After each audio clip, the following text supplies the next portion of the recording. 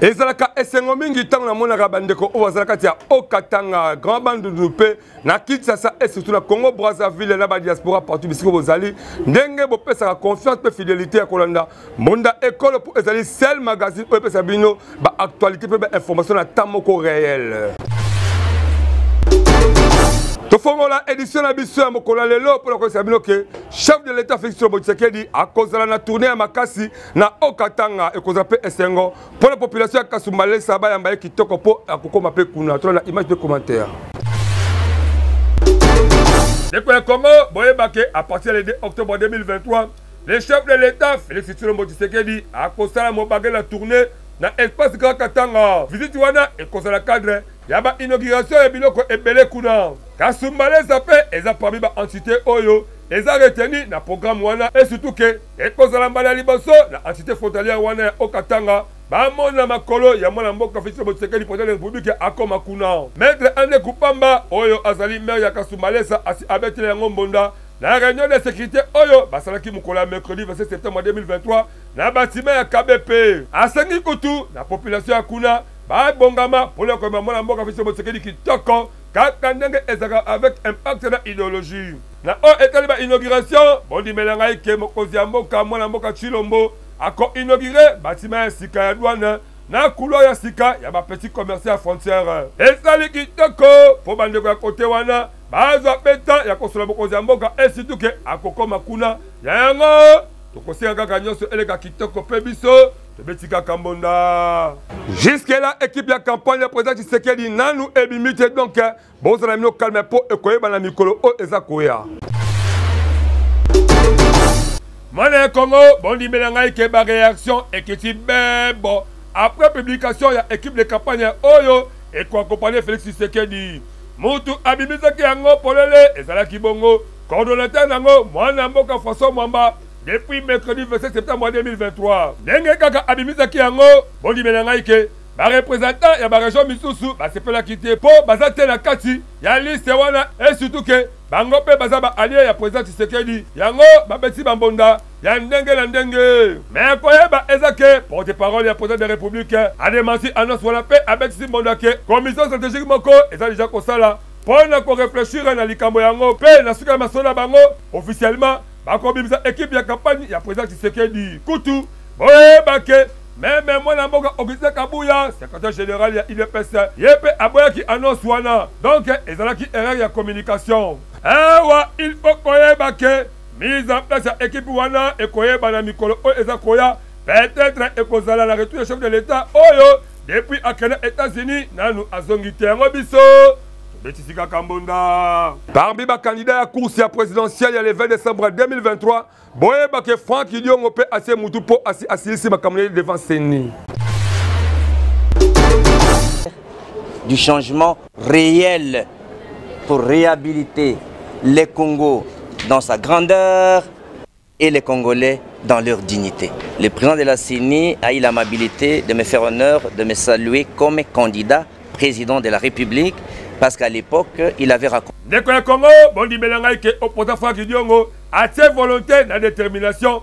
Il y a quelqu'un qui a déposé candidature dans la CENI. Mon collègue mercredi 27 septembre, comme candidat, il y a une élection présidentielle en décembre 2023. Avec un pacte de idéologie, na ebele ya batu, moi Namboka Franck Idiongo a décidé, il y a quand même un changement dans RD Congo. Avec ici, Mondake.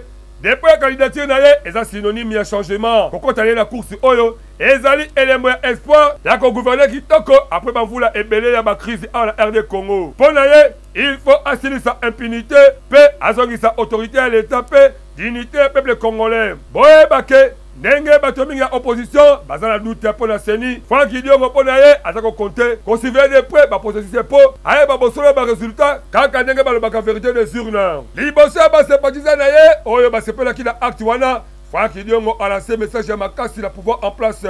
Détermination naye, eza ya kopesa alternative moko crédible, surtout na course ya présidence. Ah ouais, tout ça ka cause là, comment la soki campagne naye ekoza malamu po. Na ko convaincre ba Congolais bandima ye biso mbonda ekolo tolingi bakanda solo autre bona réellement que azabela makoki ya kosala tourner à Congo bimala kata ba campagne électorale mais toboye ba candidat oyo ba kozaka rapoka kala ko chalo yenge ke o ngai pe la postulaka la présidence yango tobotisi kaka mbonda soki ozana reportage oyo etali lokola politique to ba conférence to pe ba église to pe ba mariage pesa confiance na mbonda école agence po ba professionnel média ba kosala kitoko keba miyibi ba koma ebele libanda.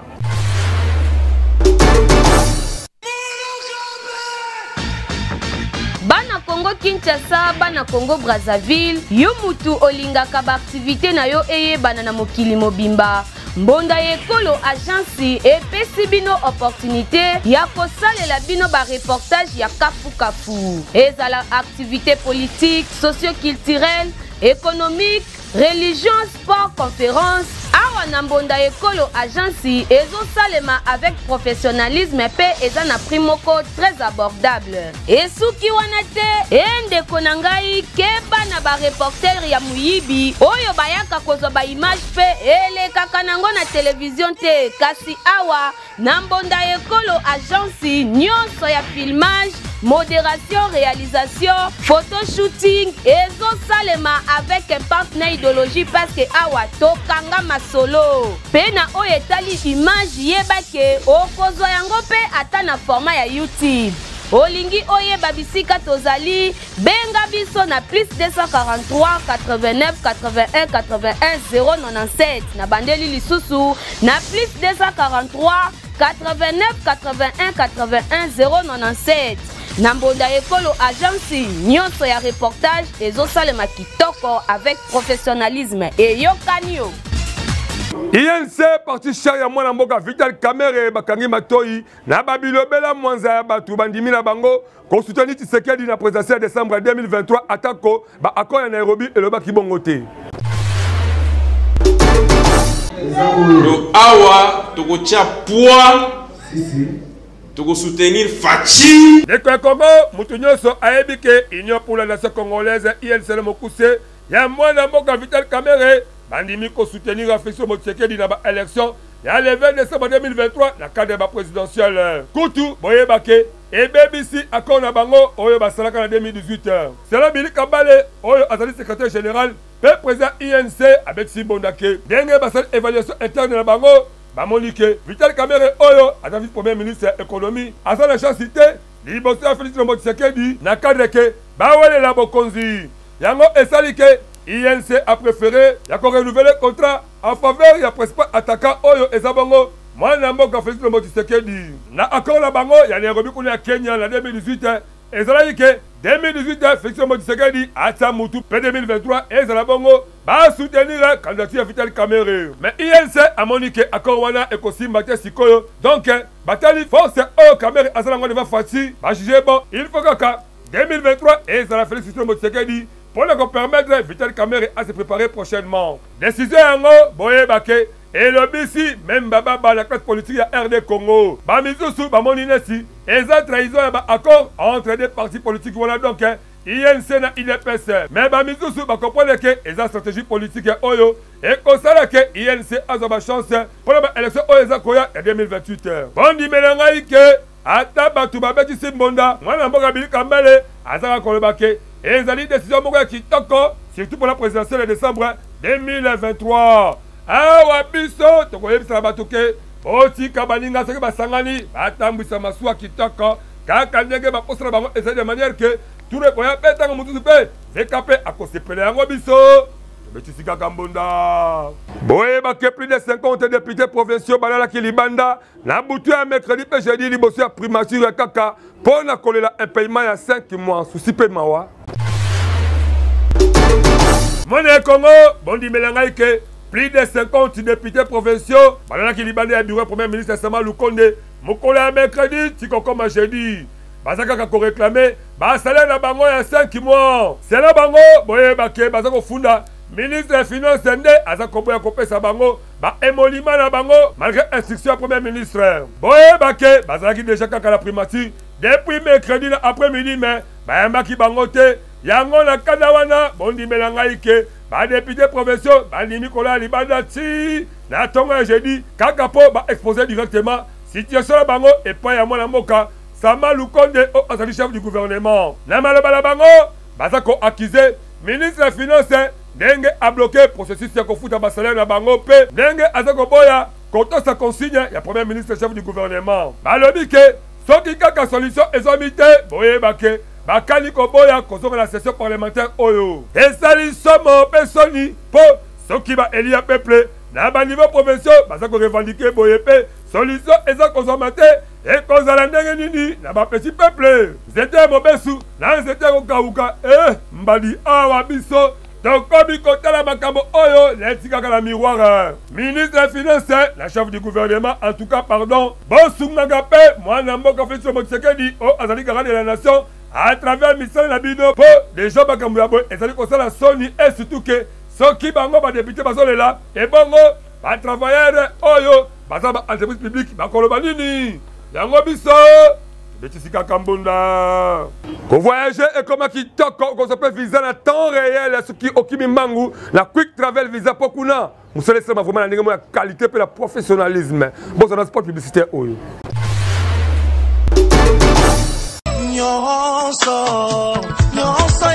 ndeko mwasi ndeko mobali mwana Congo onyokwami ya tro na likambo oyo etali kovoyager na mikili ya poto quick travel visa eye mpo na kopesa solution na baproblème na bino po boleli mingi pe bonyokwami ya tro yo mutu olingi ovoyager partout na mokili mobimba yaka na lombango awa na quick travel visa oyo ezali kofonctionner na domaine ya assistance ya visa rapide bandeko na oyo etali visa d'études visa d'affaires, visa de tourisme, visa de conférence, bourse d'études, top visa pour na baswa médicaux na yo, adresse ezaka kamoko, quick travel visa po awa. Nyonso ezo salema na PTP na vitesse moko ya kosakana te. Esuki kaka wana te, na likambo oyo etali billet d'avion, komona na yo kutu pasi te, quick travel visa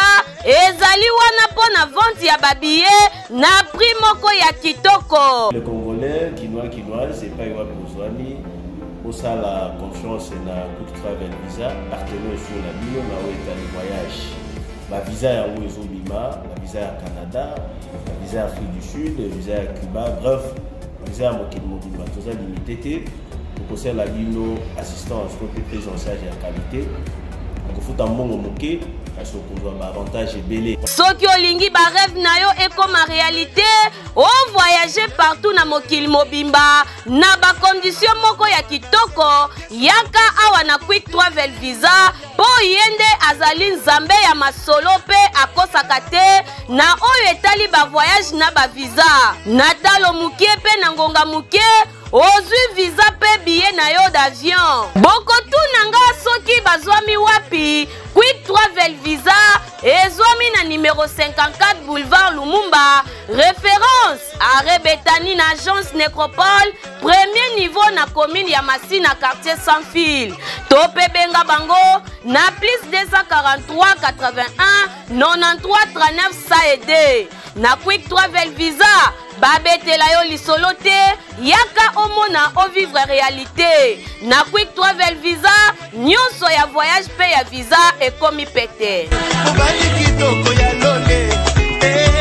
boyeba ke FRDC awuti ko repousser tentative moko na partie S ya RDC oyo ba M23 balukaki basala na Kibumba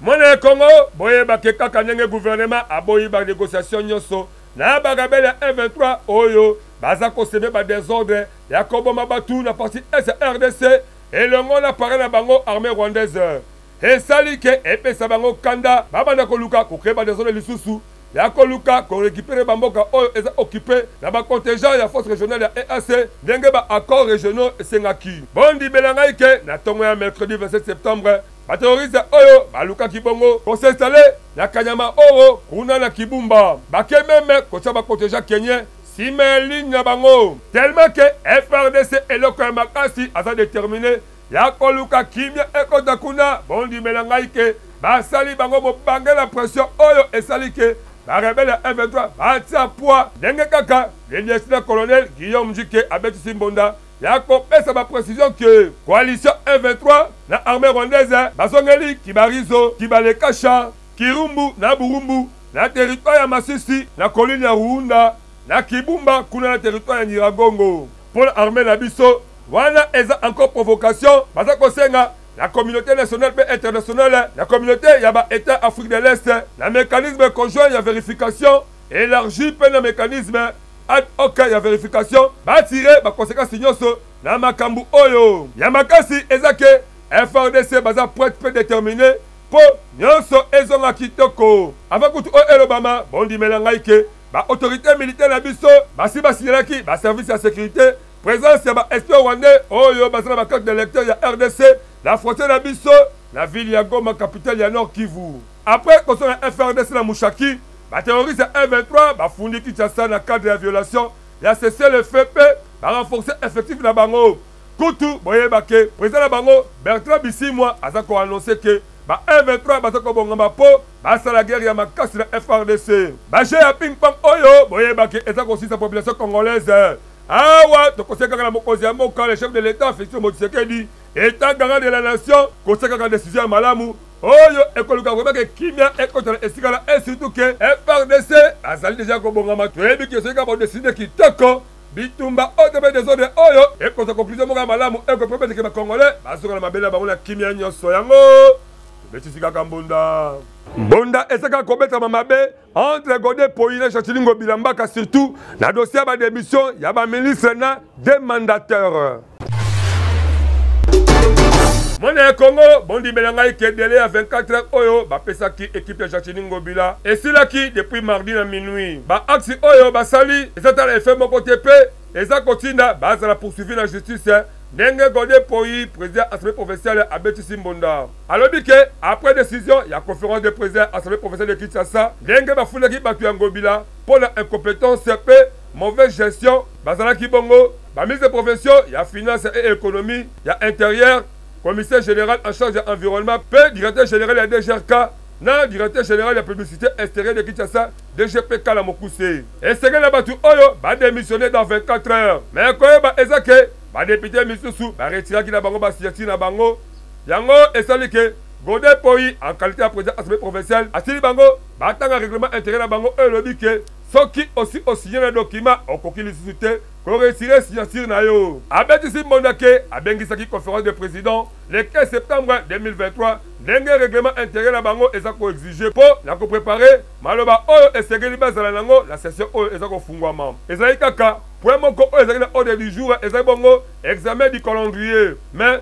mutu nyonso oyo azalaki na salle andimaki makambo wana kutu azala na liste ya présence na procès verbal abakisi ke ville ya Kinshasa ezala banyongo ya plus de 150 millions de dollars eza kosala pasi po na ba oyo bakoya après bango bakosala musala ndenge nini po bafuta banyongo oyo ebele oyo et surtout ke banyongo yango etikala jamais kozala justifié lisusu alobi ke barègle financière eza vraiment na lokuta moko ya makasi boyeba ke Godé Poyi président assemblée provinciale de Kinshasa na Chachilingo Bilambaka oyo azali gouverneur ya Kinshasa baza koyokana te depuis basanza ebele Ngobila Kutu na date le 25 juillet akodisaka plainte à la cour de cassation contre Godé Poyi pour la accusation oyo diffamation, imputation dommageable et atteinte à la liberté garantie aux particuliers. Nyonso wana afundaka Godé Poyi kaka po abetsaka mbonda ya misala ya mabe oyo Ngobila aza kosala depuis akoma gouverneur ville ya Kinshasa et surtout que miselo ya mboka ya Kinshasa ebalaka te bisika ekendaka.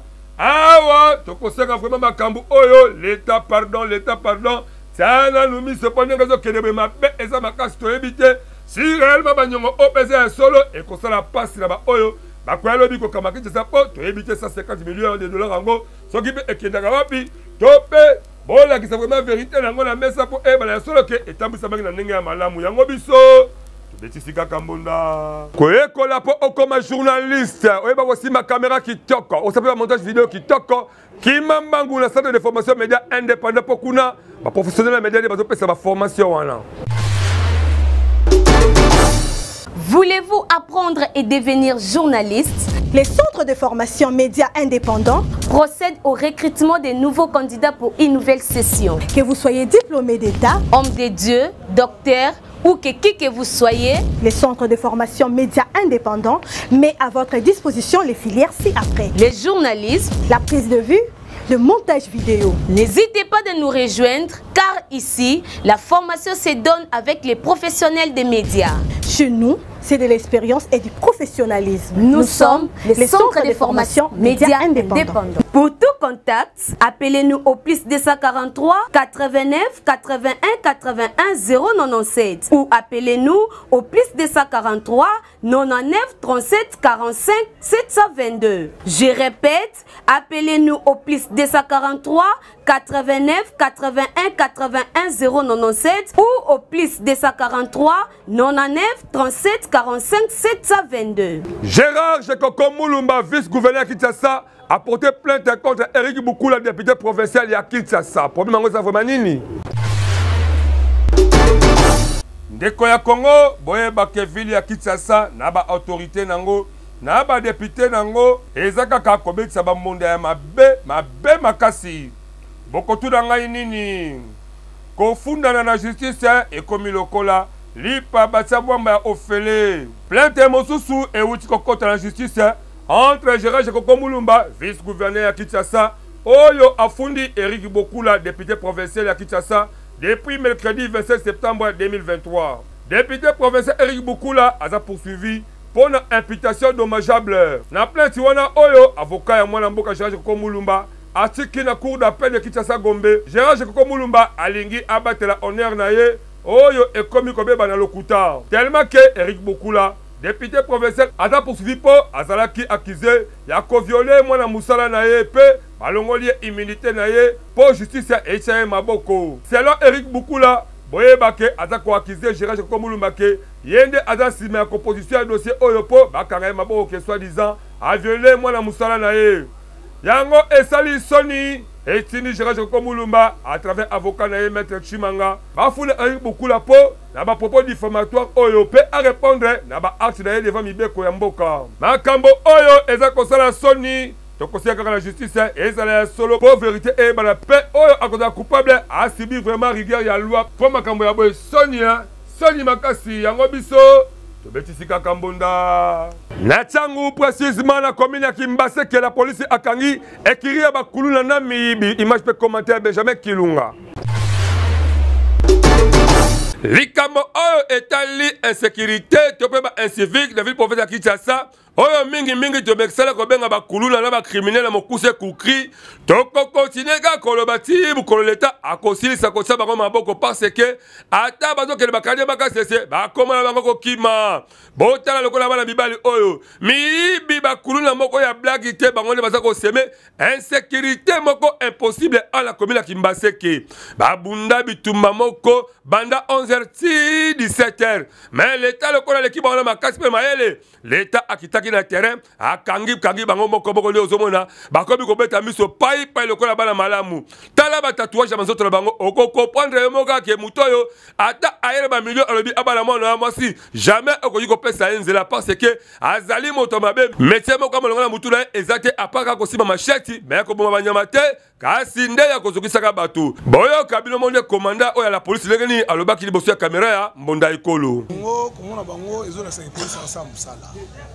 lobby tout ça qui au four et au moulin tout traquer ben civique jusqu'à ce que tout kangi pena ba grand acteur yaba équilibre différent tout kangi monsieur Razé Bouddha ba Wizi ba bazar renommé on poser ba acte de vandalisme chaque jour population moyen va librement l'occupation na bango ezate ba jamaïcain na ba oranger on est tout kangi les deux équipes va déranger biso mingi na tronçon et ça derrière la maison communale à bibliothèque oh kutazao akima na kane makasi ya on photo ye ba akima na moyen nini parce que ba konzi bazo misala moyen pour que bateau ba ke lo sa bilanga esunga biso awa ya kimi dans un maïle bakasi koleka ba konzi awa tokobi kokende muke tokoma na suka ya mbula donc yengi koloba nini insécurité ekomi makasi parce que bamiyibi na bakuluna tope bacriminel bango pe bakobi koluka ndeni bakosomela basi na bango na bana bango bilamba na makambo ya kimoyibi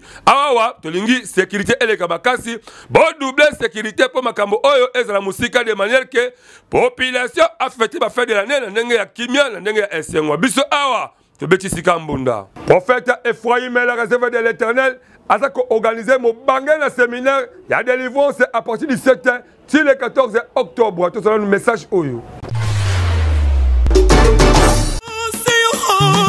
Maman, papa, boko sami ya tro et pas prophète ya lokuta.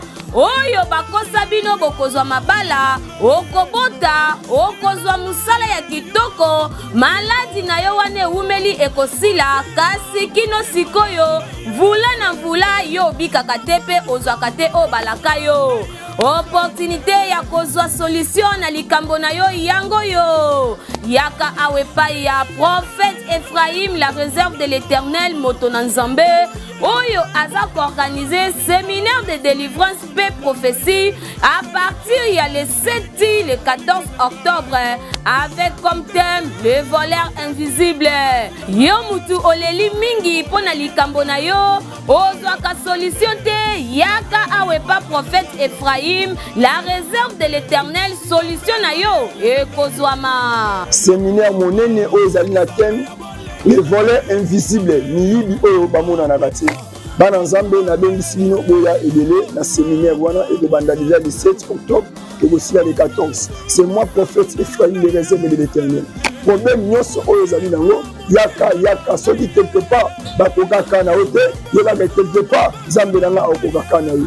Soki quelque part otambola partout oza solution te na tio na assurance nzambe nanga akoyoka losambo na yo. Bokotu nanga soki église ezwami wapi yaka na Lombango awa na numéro 187 avenue Mavululu na route Mokali arrêt Mabanza na commune ya Kimbanteke référence hôpital Mavululu et pas prophète Ephraim, la réserve de l'Éternel Tikatembe yaka ko vivre miracle à live. Karikati ya mokola lelo le vieux Jésus Djemba Koko Tiri Tiri elongo na mwana mboka igri na matata elemani ni proposer biso. Bandeko ya Congo boye bake bibota bota bandeko la biso ya basi ekoma kosala soni okomona abota bana bibale misatu la tata pe akoma kosundola bana epa mama na bango po mama na bango azaka charge moko mwana mwasi kaka mutambola pipa muke ko biba akipaka lisusu bana te toyebaka te babota kapona nini yango boyo ka sagesse ya caricature lelo lokola azokende ambiance kasi mwana abandi kolela tala Melissa ndenge atomboki kokamwa yango nini yangoko nakomi esclave po na bota yo longwa kuna tiangai à l'aise. Esalisama komo na ndenge Melissa abota bibota bota koma kosundela mwana zolela kasi ye enkipakutu atombokeli mwana akanisi ke mwana komisa esclave abota ya boye esali mabe makasi tellement mwana zai kolela kaka mama Melissa pe akosi likambo yango boyo kabino moko boniko Melissa mwana azolela azali pe malade boye nini ko ezalaka boye te bongisa mama te mama na lembi nabima lisusu te likolo na ye malade soki akokufa akufa na ye ngai nabengisaka ye te akufa na ye kaka esali pasi Melissa abota mwana kasali ko doso mwana te ye kaka ko bima to ebite na ko bima la pe risque pe akozwa lisusu zemi mususu yango le petit mikeno de pas et pas les ventiri yo kandenge abeti sete ventiri ba fille ya lelo ba komandenge babotaka pona nini le ventiri pe na ngambo na ye mwana Kongo yo kandenge apesi sagesse na ye ezaleli mabe kasketi na tango oboti yeba pe kobokola bongo bana ya boye bapapa na bango bazaka wapi elenge bokola mwana na yo tokosenga kaka na bandeko basi yeba ke tango bozwaka bazemi bozaka bota bana boyebaka pe kozwa soya bana na po bana na nde bango nde Kongo ya lobi na yo ndeko mobali omesala kotia basi bazemi T'as l'appel le facture parce que millions de 500 $. Luka obala obo tapé, soit encadrement à bala na pour Congo lobby. Yango de la bala auto zobo takayango. To beti kambunda. T'as l'andenge to comme na suka édition mon ko lelo onga alade on a fait ta présentation. Merci ma caméra la kibongo. Mwana mboka Benjamin Kilunga édition. Ya maman Medine Kambembe réalisation montage.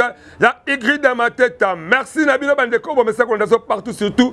Bon continuez à s'abonner massivement.